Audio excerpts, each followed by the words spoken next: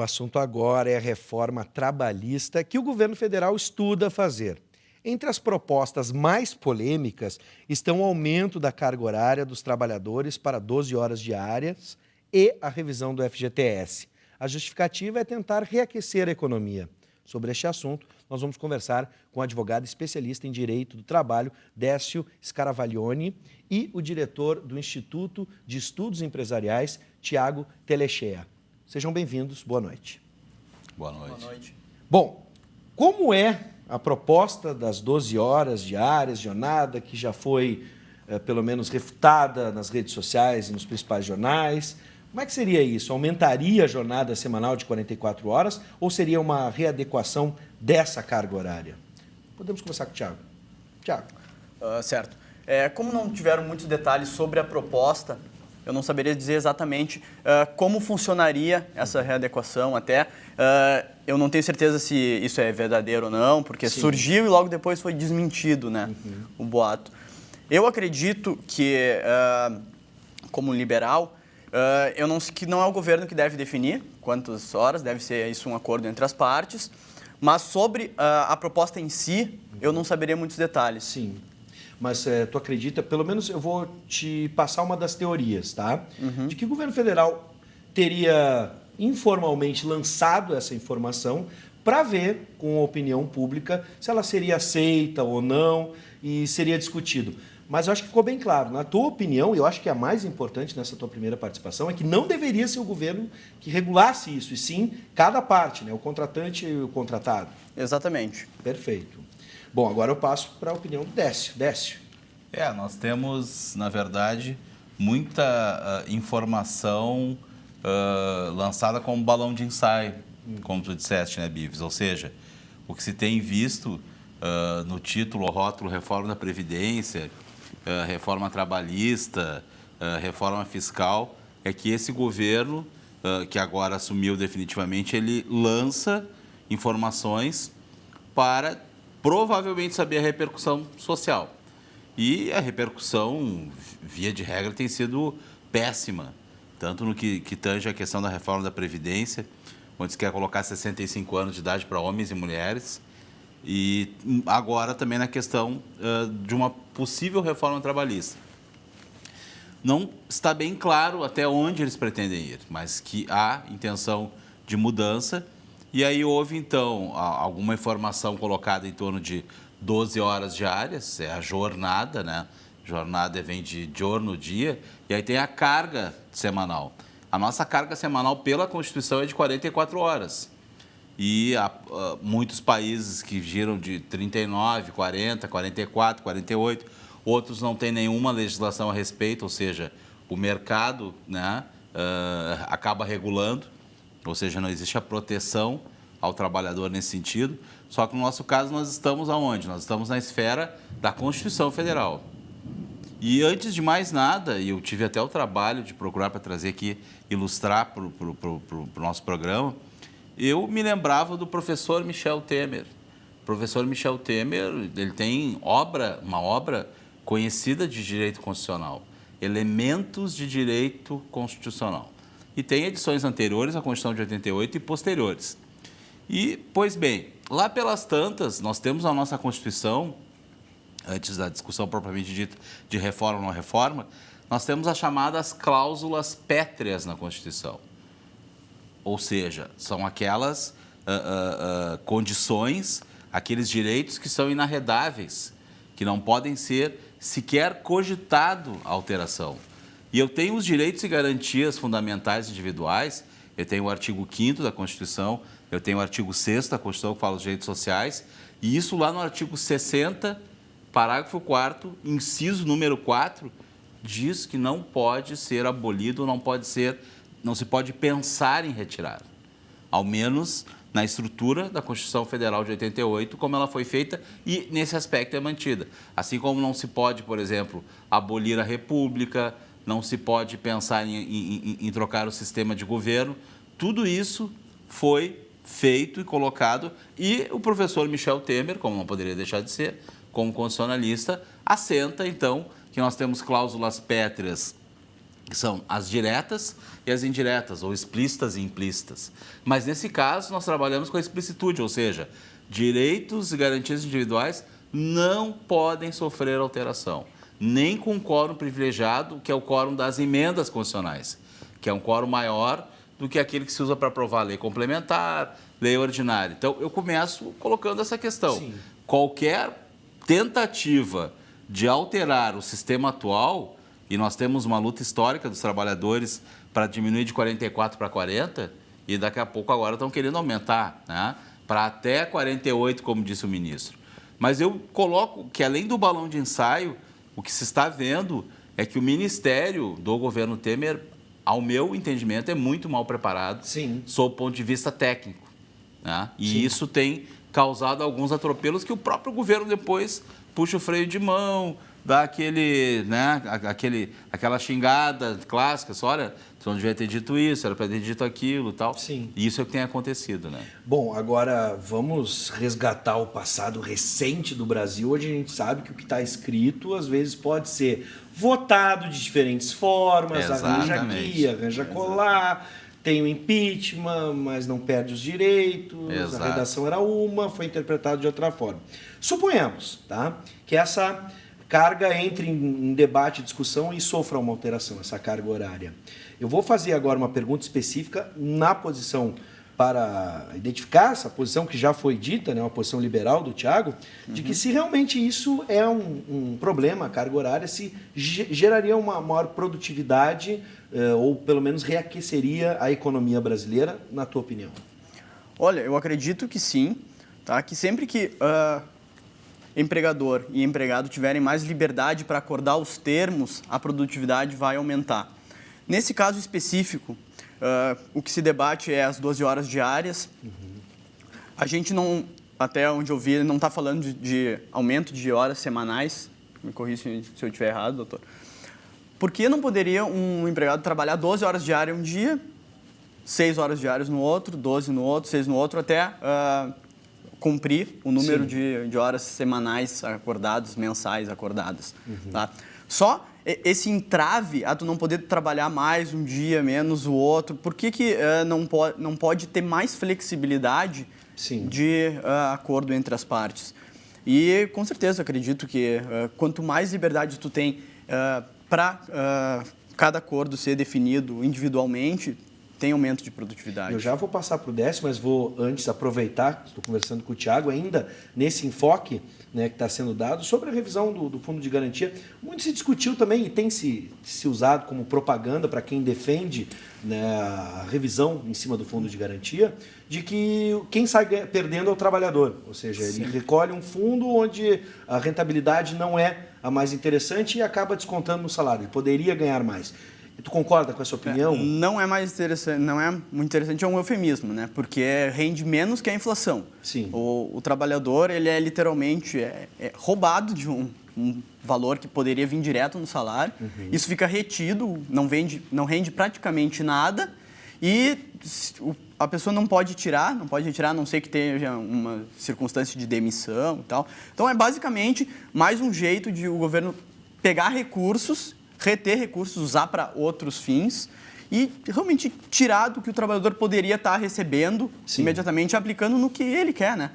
Porque por que o trabalhador não sabe onde aplicar o seu dinheiro? Ele deveria gerir esse recurso. Obviamente. Bom, 9588-2374, a gente está passando imagens, né, das perguntas que estão vindo pelo WhatsApp, a gente está vendo então algumas colocações. Temos aqui essa do Flávio, de Porto Alegre. Boa noite, essa mudança de carga horária vai atingir os políticos?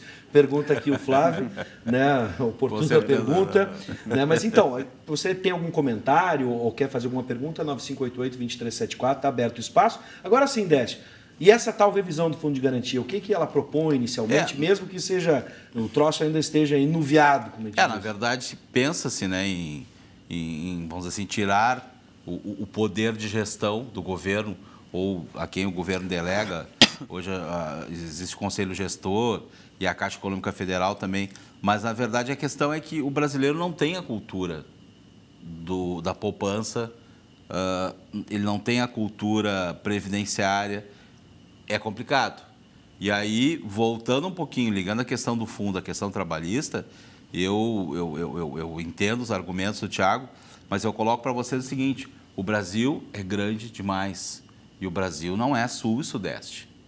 O sul e o sudeste são maravilhosos, são desenvolvidos, né? Eu sei de várias histórias, talvez vocês saibam, de nordestinos que vindo para cá e vendo tanta água e tanto verde, pensam que estão no paraíso, ou que aqui é a Europa, onde tem ônibus, o ônibus chega. Agora, o Brasil tem, ainda hoje, milhares de exemplos de trabalho escravo.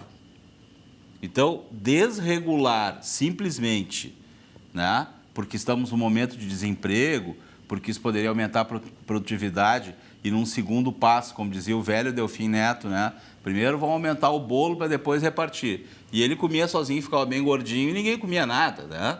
Ou seja, é complicado essa situação, porque elas vão estar trabalhando com uma promessa e vão estar trabalhando com um povo que não tem muita instrução, né?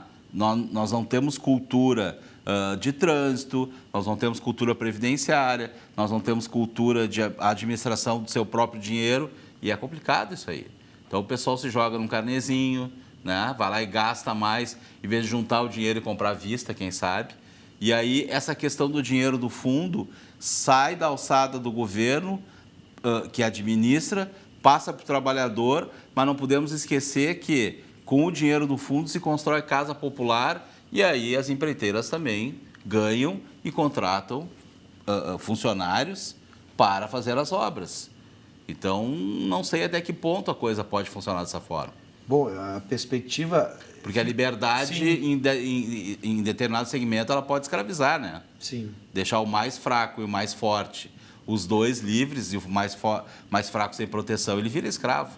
Agora Essa é uma questão. Eu vou confrontar duas visões, Thiago, e até vou te propor aqui esse exercício de raciocínio, porque também é defendido por quem tem uma perspectiva liberal a redução de impostos, a carga tributária é muito grande no Brasil, né? E, enfim, por que o governo pensa, por exemplo, em mudar a lei trabalhista ao invés de onerar folha de pagamento e a quantidade de impostos? Isso, a pergunta seria, uma coisa exclui a outra, né? Ou as coisas poderiam andar de uma forma diferente, no caso?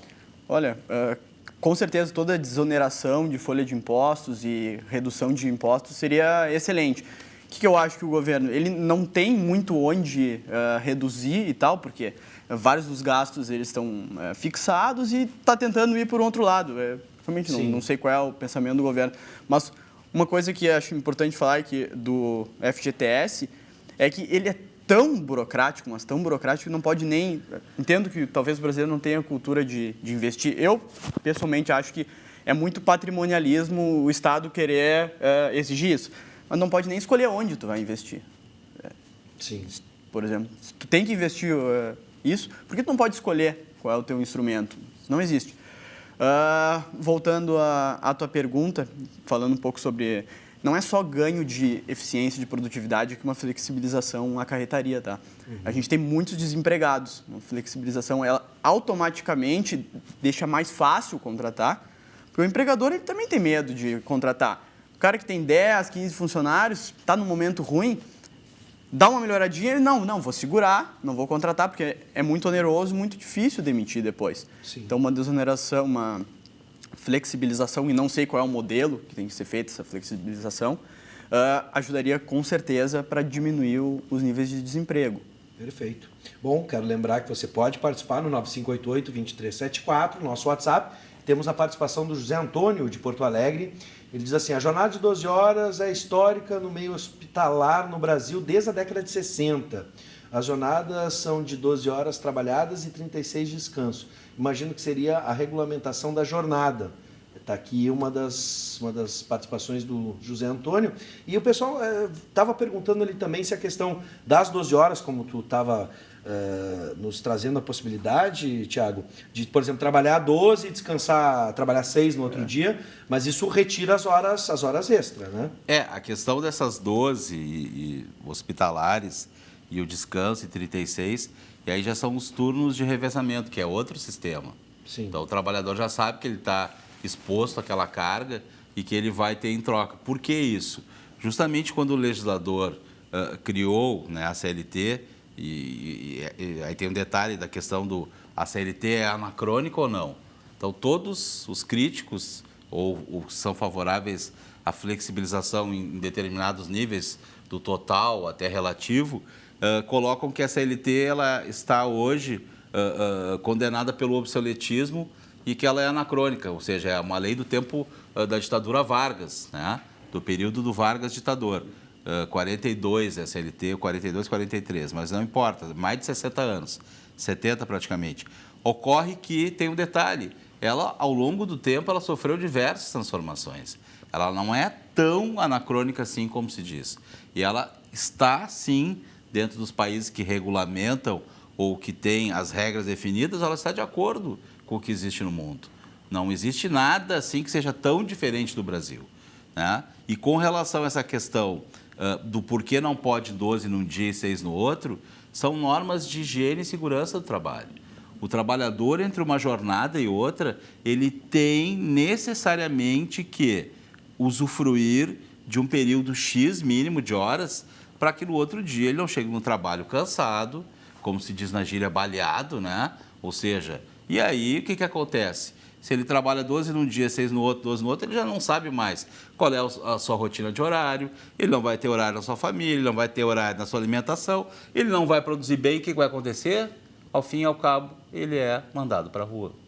Então, existe toda uma disciplina e toda uma ideia que não é simplesmente assim, vamos colocar o empregador, né, preso ao molde. Não, pensa-se na figura humana do trabalhador e as suas necessidades. Essa é a questão. E aí, se tu passa essa fronteira, pode gerar outro tipo de complicação. Quem não conhece problemas de pessoas, por exemplo, aviadores, né, pilotos, copilotos, comissários de bordo, que acabam, com o passar do tempo, até adoecendo com a questão do fuso horário. Tá certo que eu talvez cometa um exagero aqui, sim, mas isso causa complicação na vida das pessoas. Pessoas que depois de um tempo que vão para o Oriente, chega de noite, quando estão no Brasil, não conseguem dormir, porque estão acordadas do outro lado do mundo. Isso causa complicação ao ser humano, à saúde, né? Bom, falando em flexibilização, já que estamos usando esse termo, e a terceirização, que também foi discutida desde o ano passado, né? Na opinião de vocês, é uma alternativa? Ela viria para ajudar ou ser mais uma vilã? Retira direitos? É um risco para o trabalhador, aquele que está com a carteira assinada, vinculado diretamente à empresa? Como é que vocês avaliam? Tiago? Olha, a terceirização ela já é permitida, né, desde Sim. que não seja para atividades fim. Se não me engano, a proposta agora é para estender para atividades fim essa possibilidade. Realmente, eu mantenho a mesma posição que toda flexibilização, não toda, mas essa flexibilização da terceirização, ela é importante, tá? Ela vai gerar empregos e eu não vejo como uma perda de direitos, como foi a gente tem a terceirização na atividade meio, né? Sim. Por que não estender para atividade fim? Realmente, eu só acho que vai só gerar mais empregos e mais competitividade para o país, né? Décio? Eu acredito que a terceirização é um belo do Instituto, mas como ela está assentada hoje, né? Agora, para atividade fim, isso vai acabar causando muito problema sob o ponto de vista previdenciário, quando o sujeito depois for tentar uma aposentadoria, porque um vai ficar de recolher para o outro e recebe do fulano, que passa para o Beltrano, que cede a mão de obra para lá e para cá. Quando for ver a situação, em caso de irregularidade, isso se vê muito nas ações trabalhistas, onde principalmente empreiteiras, né, subcontratam outras empreiteiras, ou seja, a subempreitada, e quando uma quebra, tem que ir atrás de alguém, porque senão, inclusive, não só o salário, mas as contribuições sociais desse trabalhador ficam absolutamente comprometidas. Então, a menos que se tenha um sistema muito rígido. Agora, me parece também que não tem porquê eu colocar na minha atividade fim alguém que não seja do meu quadro, né? Então, são coisas, talvez, na prática, pode vir a causar muito problema. É um belo instituto da terceirização, mas nos moldes que está sentado hoje. Ou seja, não para aquilo que é o fim, e sim na atividade meio. Aquela que ajuda a vigilância, a portaria, a questão de ascensoristas, sim, etc., limpeza, né? Tudo isso perfeito. Porque a empresa talvez não precise de profissionais nessa área. Agora, quando ela vai trabalhar com aquela atividade dela, que é o fim, acho que complica bastante, inclusive para o resultado final da empresa, do produto, aquilo que ela produz. O nível de comprometimento seria isso? Isso, exatamente. Bom, temos mais participações dos nossos telespectadores. Vou trazer, então, a opinião do Pablo, que ele diz, a pergunta dele, na verdade: você acha que é possível uma revolta popular massiva caso passe esse projeto de reforma trabalhista?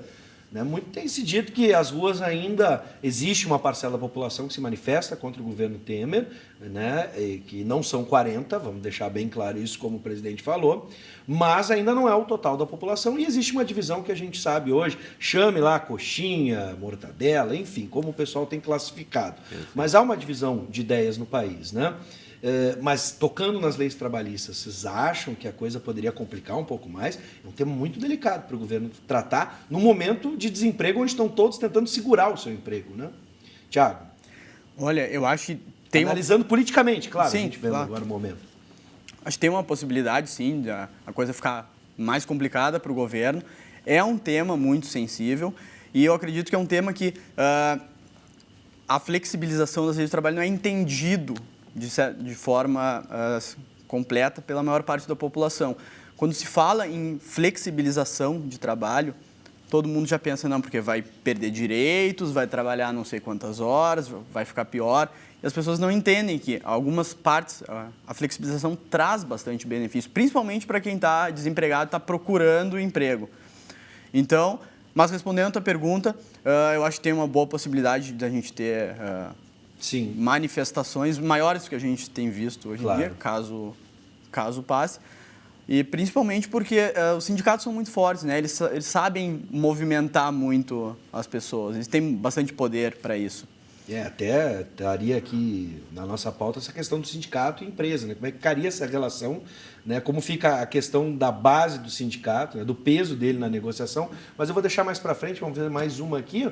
A empresa pode dar suspensão e gancho? Pergunta o Carlos de Porto Alegre. Desculpa, a empresa pode? O famoso gancho na empresa. Pode, com certeza. Na estrutura da CLT, nós temos o artigo 482, que tem a justa causa, são as hipóteses, E a gente tem, antes disso, a questão da advertência acumulada, temos a suspensão, pode sim. Mas no caso de uma terceirização, aí é rompendo o contrato. Exatamente. E isso também vai acabar comprometendo toda essa estrutura. Sim. Também vai ser difícil, a aplicação efetiva dessa pena. Bom, já que tu disseste, Tiago, bem lembrado, das questões sobre os direitos que estão assentados não só como fundo de garantia e também a carga horária, eu vou relembrar aqui alguns deles e o Décio pode nos ajudar, 13º salário está em questão, licença maternidade, aviso prévio, tudo isso pode ser mexido? Até então, nada disso está em pauta. As férias, estava esquecendo também as férias. Nada disso está em pauta, por quê? Porque não há uma proposta concreta, como o Tiago mesmo mencionou. Primeiro, eu acho que esse ministro foi muito infeliz ao se manifestar, faltou-lhe estofo técnico, qualidade ou informação adequada. Segundo, eu acho que esse governo não tem legitimidade para propor reformas de base, independentemente do impeachment ser correto ou não. Eu acho que um próximo eleito, seja de que fonte, de que matiz for, teria mais legitimidade, certo? Nós temos uma questão, e aí me parece que a ideia desse governo é preparar tudo para entregar o Brasil para alguém. Então, nós vamos sanear aqui e isso, olha, capital internacional. Eu não falo do capital nacional, falo do capital internacional. Entrem aqui que o Brasil está baratinho, ou seja, pré-sal, a questão da terceirização, a questão da flexibilização. E não é bem assim, para se resgatar toda essa riqueza depois é complicado.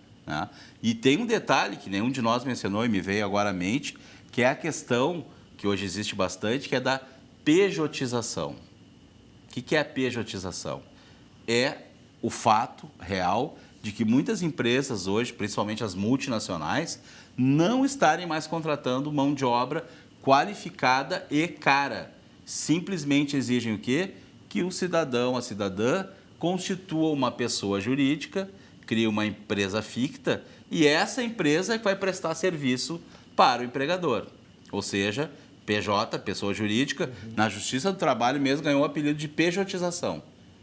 Não é da marca, é pejotização no sentido de pessoa jurídica. Então, a gente já tem também, até onde é possível, muito dessa terceirização mais aberta, mascarada dessa forma. Sim. E isso causa muitos problemas, muitos traumas, na verdade, porque a pessoa passa a ter aquele encargo, ele é um empregado, ninguém ensinou ele a ser empreendedor, e temos essa questão também, né? Isso não é ensinado para nenhum de nós. Eu fiz a faculdade de Direito, fizesse jornalismo, não sei qual é exatamente a tua fonte, mas a nenhum de nós é ensinado a ser empreendedor. Sim. Né? A guardar o dinheiro, a poupar, a investir. Ou seja, falta muito na nossa base, na nossa estrutura, e nós somos de uma elite que chegou a algum lugar onde nem toda a população, infelizmente, chegou. Bom, e isso, então, fica mais complicado. Eu quero né? só fazer uma pequena reflexão final para encerrar nossa conversa, de que, em cima do que o Décio falou, Thiago, talvez algumas questões pudessem ser debatidas com maior legitimidade, Perfeito. até mesmo olhando na perspectiva liberal e, por que não, dos empresários. A gente não está perdendo uma oportunidade de repente, discutir isso com mais calma e seriedade, num outro momento, não agora, nesse momento conturbado, onde realmente, como tu bem disseste, muitas pessoas não estão entendendo e estão partindo para a briga sem antes, tomando uma bandeira sem antes entender o problema. Isso não acaba sendo até um prejuízo para os empregadores ou empresários que realmente são, de certa forma, em alguns aspectos, castigados com a burocracia e com a carga tributária no Brasil? Eu acho que isso é um ponto importante, Luiz Gustavo. Talvez o momento não seja exato, mas me preocupa muito a gente ter que esperar até 2018 para resolver esses problemas, para fazer as reformas que o Brasil precisa. A gente está numa crise há anos, a economia não anda, e a gente vai ficar parado mais um tempo esperando. Isso é bem complicado. Sim. Quanto ao fenômeno que o Dr. Décio comentou sobre a pejotização, será que isso não é consequência direta das nossas leis tão rígidas, que as empresas ficam com medo de contratar e aí, às vezes, ou não contratam ou contratam via PJ? Sim. Será que não é exatamente isso? Uma flexibilização ajudaria a gente ter mais pessoas de carteira assinada, mais até... Nosso mercado informal é gigante, Sim. né? Bom, eu acho que dá para a gente... Nós temos cerca de 40 milhões de pessoas na Sim. informalidade. Não, o que eu gostaria é que a gente pudesse pelo menos chegar a um consenso de que talvez não a discussão é interessante e ela pode ser produtiva, mas não nesse momento conturbado que a gente está vivendo, onde as pessoas acabam não estudando. Parece que essa imposição agudiza o antagonismo. Exatamente. E essa predisposição para a beligerância, né? Para a briga. Exatamente. É isso que me assusta, de certa forma, porque a discussão seria válida. Alguns pontos realmente podem ser discutidos. Realmente. Perfeito. Podemos fechar com esse consenso, então? Claro que hoje vai ficar difícil, até porque, como eu disse, vamos usar o Décio usa bastante, né? O coloquial, né? O popular. Está enuviado o negócio, que nem está lá fora. O temporal se avizinha. Queridos, sejam bem-vindos. Muito obrigado por atender o nosso convite. Muito obrigado pelo convite. Vives. Boa noite. Boa noite a todos, boa noite. né?